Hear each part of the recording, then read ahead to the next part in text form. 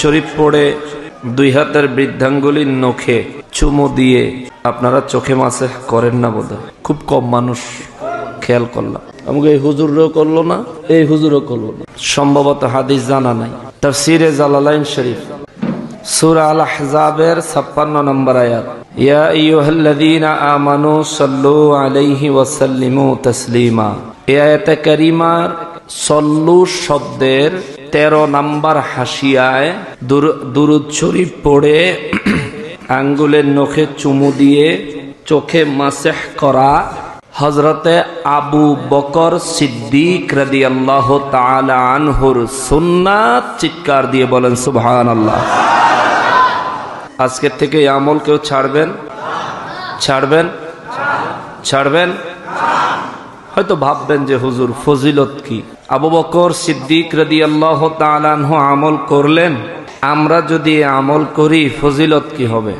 3টা ফজিলত আছে। 1 নম্বরে নবীজির একজন সাহাবী, 1,24,000 সাহাবীদের মধ্যে যিনি একমাত্র শ্রেষ্ঠ সাহাবী, হযরত আবু বকর সিদ্দিক, যাকে আল্লাহ তাআলা সিদ্দিকে আকবর উপাধি দিয়েছেন।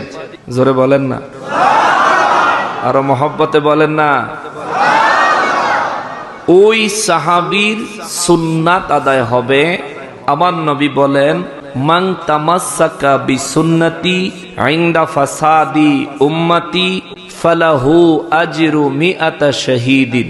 যে ব্যক্তি আমি নবীর একটা সুন্নতের উপর আমল করবে, ওই সময় যে সময় সুন্নাত নিয়ে অনেক বেশি ফাসাদ চলে, একজন বলে আমল করো, আরেকজন বলে ছেড়ে দাও, একজন বলবে ইবাদত, আরেকজন বলবে বিদআত, একজন বলবে হালাল, আরেকজন বলবে হারাম। নবীজি বলেন এটা ফাসাদের যুগ। ইনদা ফাসাদি উম্মতি, আমার উম্মতের কাছে যখন ফাসাদ চলে আসবে, ফিতনায় জড়িয়ে যাবে, ওই সময় কেউ যদি আমি নবীজির একটা সুন্নতের আমল মোহাব্বত নিয়ে করতে পারে, ফালাহু আজরু মিআতা শাহীদিন। নবী বলেন ওই ব্যক্তির আমল নামায় আল্লাহ 100 শহীদের সওয়াব দিবে।